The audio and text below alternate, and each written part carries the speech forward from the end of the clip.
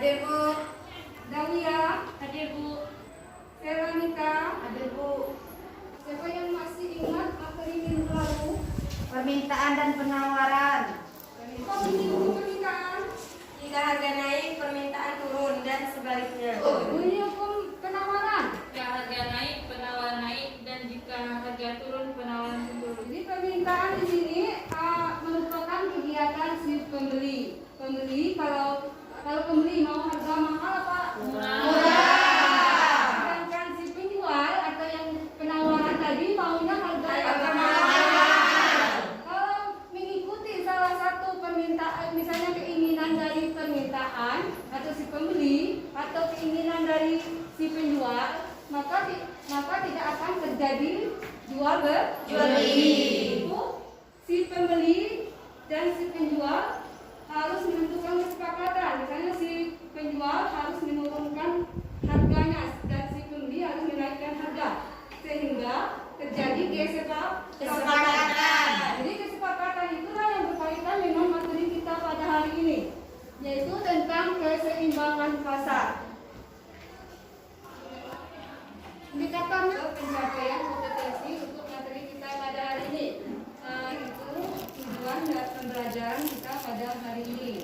Ini materi pembelajaran kita, manfaat pembelajaran kita pada hari ini, yaitu mengetahui bagaimana proses terbentuknya harga di pasar. Perhatikan gambar berikut ini. Yang kedua, sekarang ibu minta yang melakukan adegan yang seperti di gambar tadi. Harganya berapa nih 1 kilo Bu? 25. Jika belinya udah nggak segar Bu, bisa ditawarin nggak Bu? Sudah bagus ya Bu. Yang bisa ya Bu? Yang kasih Bu aja. Udah gitu aja. Nyatut aja Bu, bawang merahnya setengah kilo. Bawang merahnya berapa setengah kilo Bu? Aduh Bu, ini bawangnya udah jadi nggak bisa kurang lagi Bu. Kurang lah Bu, 5.000. 5.000 lah Bu. Cabenya setengah kilo Bu, sama bawang merahnya setengah kilo.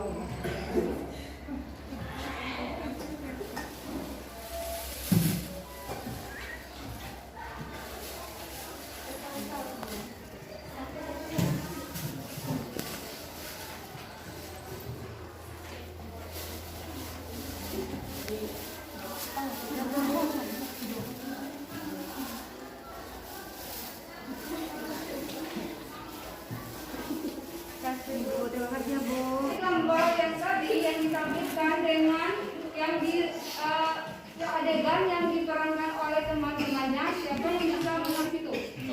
Ya, benar. Interaksi antara pembeli dan penjual di pasar tradisional. Tadi, Saya Bu, setelah tawar menawar terjadilah transaksi jual beli. dan gambar tadi berkaitan dengan tugas untuk yang ada di LKPD. Nah itu kan Ibu sudah membagi kelompok, ada 4 kelompok. LKPD itu ada 4 soal, masing-masing kelompok mengerjakan ini nanti mempresentasikan hasil diskusinya. Berarti waktu 10 menit. Ya, silakan mengumpul itu.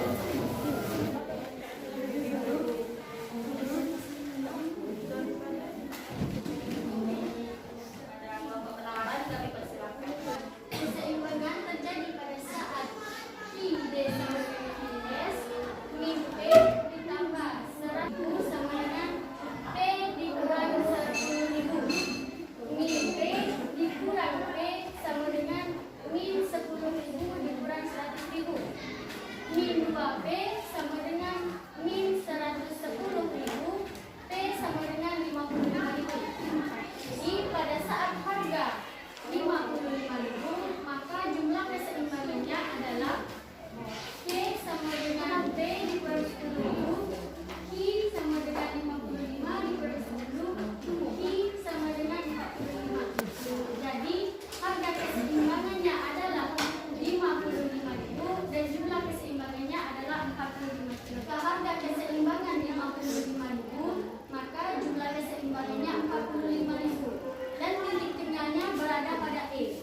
pemerintah memberikan subsidi terhadap anggur, bagaimanakah pengaruhnya terhadap harga dan jumlah permintaan dari anggur tersebut?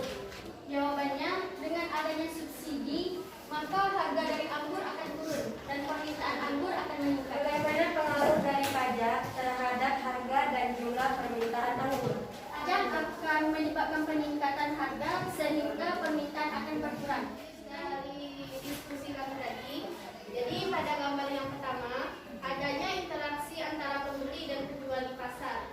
Yang kedua, adanya proses tawar-menawar antara pembeli dan penjual untuk menentukan kesepakatan harga sebelum terjadinya transaksi jual beli. Setelah adanya kesepakatan harga antara pembeli dan penjual, maka terjadinya transaksi jual beli antara pembeli dan penjual. Bayarkan sejumlah uang kepada penjual sesuai dengan kesepakatan harga yang terjadi antara pembeli dan penjual. Di pasar tradisional dengan pasar modern.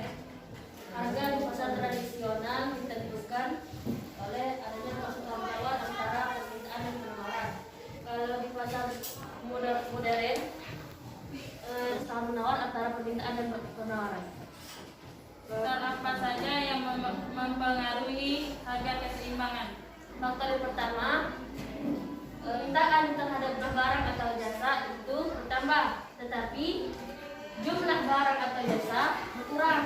Terus faktor kedua, tinggi rendahnya biaya produksi. Terus yang ketiga, produsen dan konsumen. Terus yang keempat, produsen mengetahui secara konsumen. Terus yang kelima, penawaran terhadap barang atau jasa bertambah, tetapi daya beli konsumen tetap. Tabel 1 dan tabel 2. Jadi tabel 1, pada saat harga jeruk Rp 25.000 per kilo, jumlah permintaan jeruk sebanyak 80.000.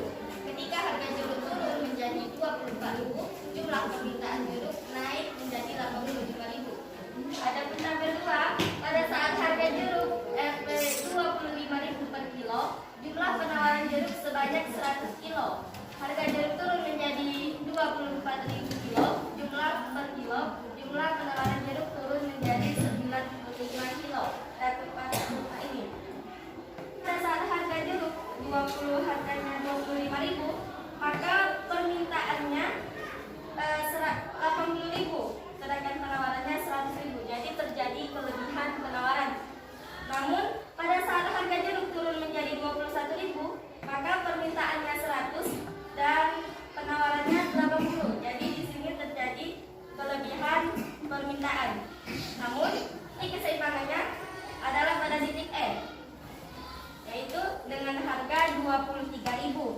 Jadi permintaannya 90, terus penawarannya juga 90. Bagaimanakah pengaruh meningkatnya biaya produksi terhadap harga dan jumlah penawaran? Maka jumlah penawaran akan turun sehingga menyebabkan harga akan naik. Bagaimana pengaruh meningkatnya pendapat konsumen terhadap harga dan jumlah permintaan? Jumlah permintaan konsumen sehingga terjadi kenaikan harga. Kelompok equilibrium akan mempresentasikan tentang permintaan dan penawaran. Keseimbangannya di titik E, di mana harga keseimbangan sebesar 100.000. Harga jumlah keseimbangan adalah 50.000. Jadi meningkatnya pendapatan konsumen itu menyebabkan bergesernya kurva permintaan ke kanan, dari kanan dari harga D sampai ke D1. Dan titik keseimbangan bergeser ke E. Titik keseimbangannya di sini E. Dari E ke E1. Turunnya biaya produksi menyebabkan bergesernya kurva penawaran ke kanan. Dari S turun ke bawah ke S1. Dan titik keseimbangan bergeser dari E turun ke S1. Apabila jumlah penawaran lebih besar daripada jumlah permintaan, apa yang terjadi? Jawabannya adalah akan menyebabkan terjadinya kelebihan penawaran sehingga harga akan turun. Faktor apa saja yang mengaruhi perubahan keseimbangan pasar? Adanya perubahan di sisi permintaan dan penawaran. Jumlah harga keseimbangannya jadi berapa tuh? 55 nih, 2.000. Kemudian jumlahnya 45 kilo. Jadi bukan 45.000 ya, 45 kilogram. Untuk kelompok pasar, harga keseimbangan terbentuk karena adanya tawar menawar antara permintaan dan penawaran. Kalau permintaan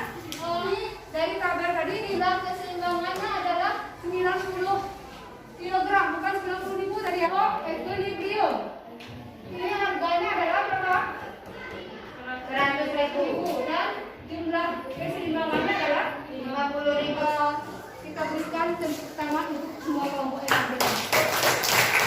Jadi kelompok yang nilainya tertinggi adalah kelompok ini tadi permintaan. Yang pertama, kamu buat kesimpulan dari diskusi kelompoknya.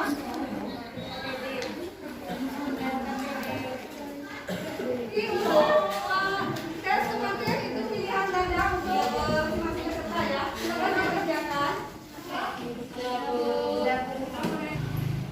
Sebelum kita tutup pembelajaran pada hari ini, coba siapa yang bisa menyimpulkan materi pembelajaran kita pada hari ini?